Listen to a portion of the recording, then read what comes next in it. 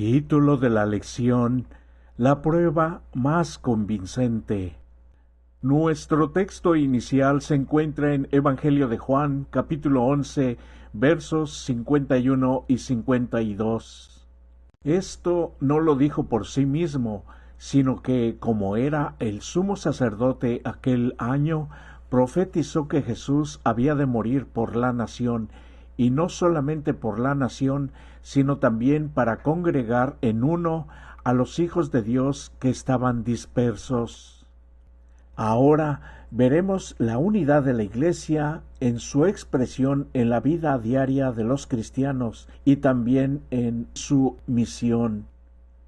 La Iglesia no solo proclama el mensaje de salvación y reconciliación de Dios a través de Jesús, sino también la unidad de la Iglesia es una expresión primordial de esa reconciliación.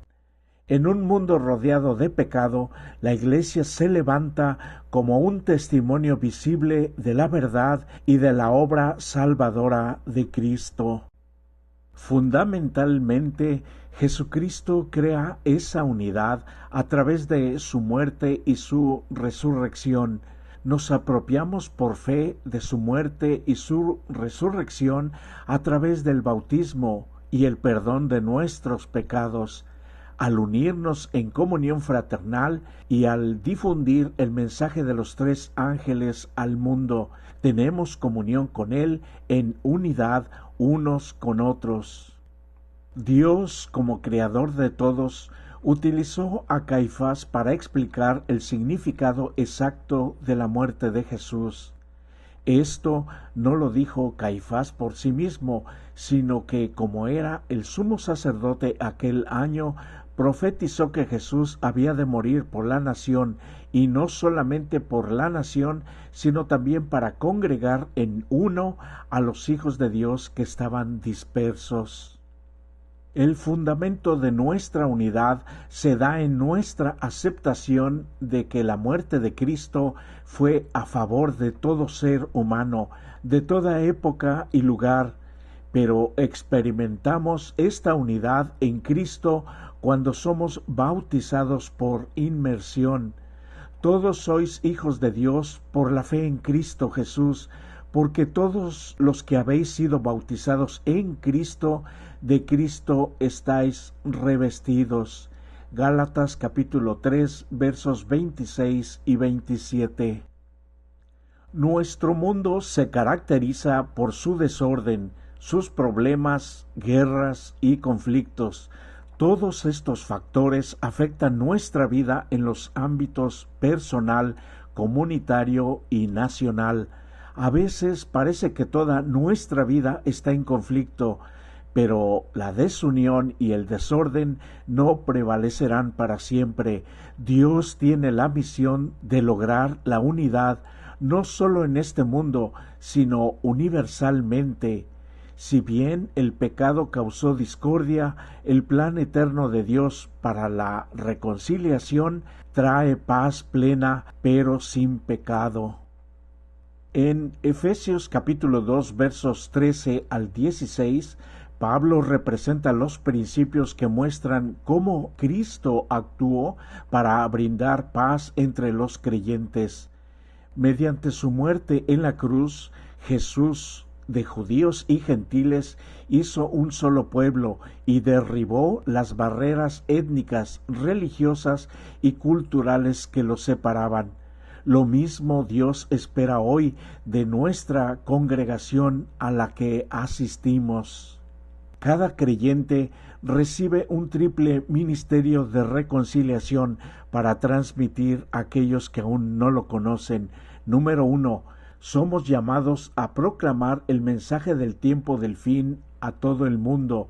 Debemos invitar a quienes todavía están distanciados de Dios a reconciliarse con Él y a unirse a nosotros en nuestra misión.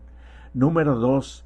La reconciliación, la paz y la armonía entre hermanos son un testimonio para el mundo de que Jesucristo es nuestro Salvador y Redentor. Juan capítulo 13, verso 35. Número 3.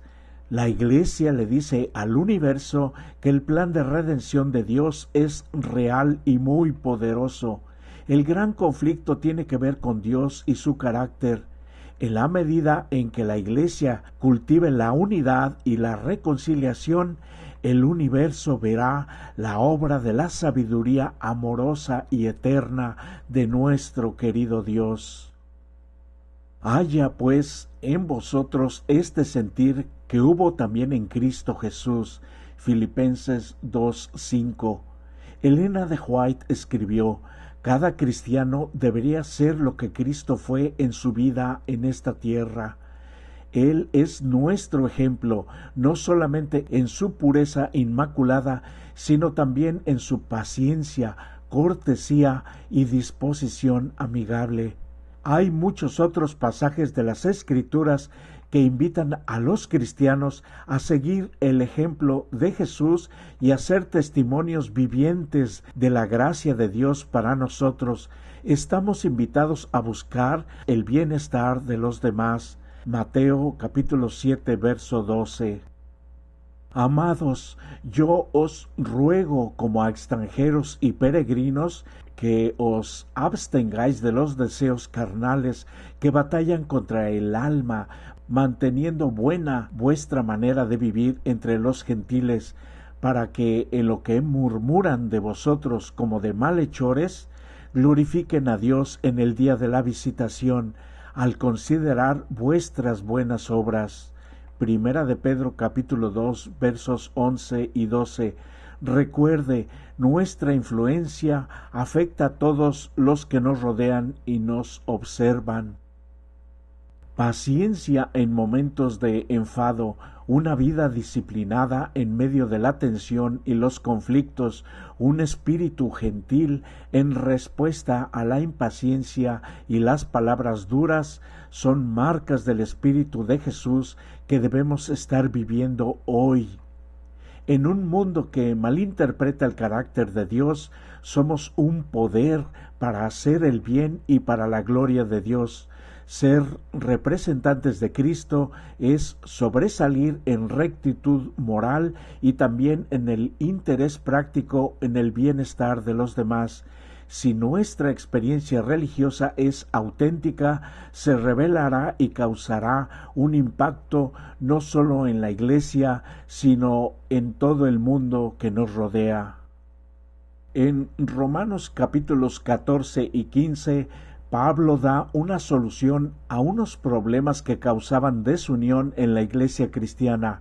Es muy probable que tuvieran que ver con la impureza ceremonial judía.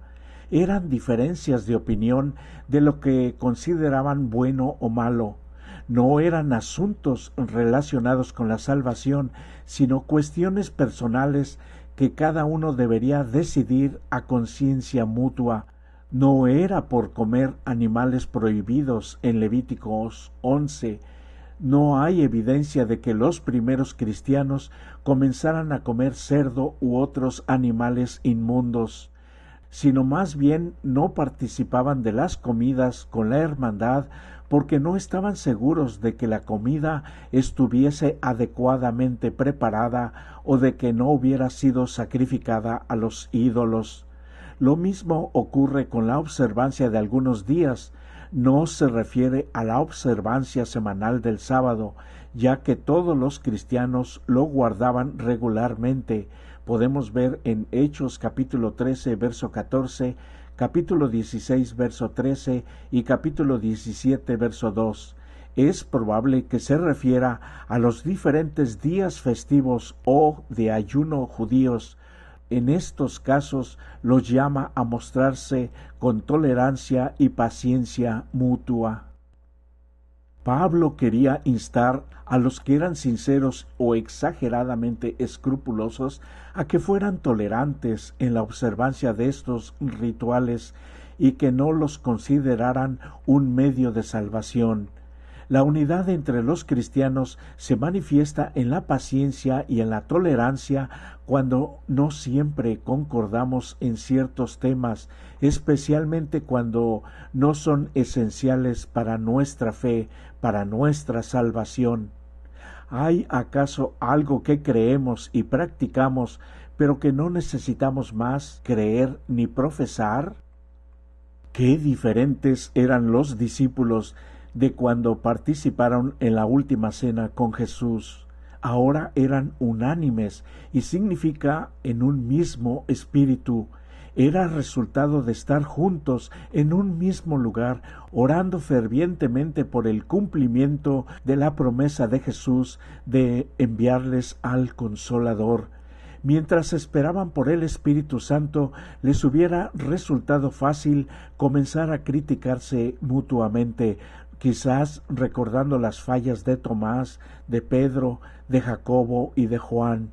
Sin embargo, estos días de preparación fueron días de profundo escudriñamiento del corazón.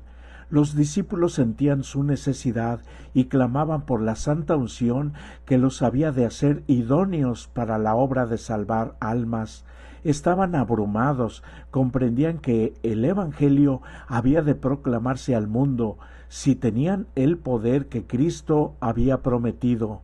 A medida que se acercaron a Dios y dejaban de lado sus diferencias personales, el Espíritu Santo los preparó a todos. El mejor anhelo de los creyentes era revelar la semejanza del carácter de Cristo y trabajar para el engrandecimiento de su reino.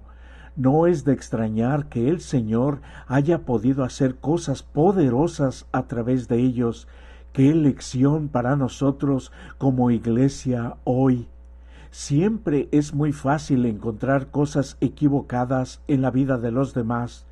Debemos aprender a dejar de lado los errores de los demás y abandonar los nuestros, por supuesto, en beneficio de una causa mayor, la de hacer la voluntad de Dios en una iglesia completamente unida. El libro de Hechos ilustra cómo el Espíritu Santo guió a la iglesia primitiva en su proceso de toma de decisiones y avanzar. Lo hace en al menos 3 formas. Número 1, por revelaciones. Por ejemplo, el Espíritu le dijo a la gente qué hacer. Cornelio, Ananías, Felipe y quizás el echar suertes. Número 2, por las Escrituras. La Iglesia arribó a una conclusión en la que utilizó las Escrituras. Y número 3, por el consenso. El Espíritu obró desde el interior de la comunidad de forma casi imperceptible, creando un consenso a través del diálogo y el estudio. Finalmente, la Iglesia se dio cuenta de que el Espíritu Santo estaba obrando dentro de ella. Tenemos ahora 2 preguntas para dialogar. Número 1, ¿tenemos acaso enseñanzas y prácticas que ya no son esenciales para nosotros hoy en el 2018? Número 2, ¿cómo nos relacionamos con otros cristianos que, al igual que nosotros, creen en la muerte y la resurrección de Jesús? Y finalmente, nuestro resumen.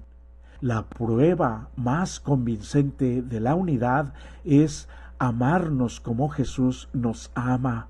El perdón de nuestros pecados y la salvación que compartimos son los mejores vínculos de nuestra comunión.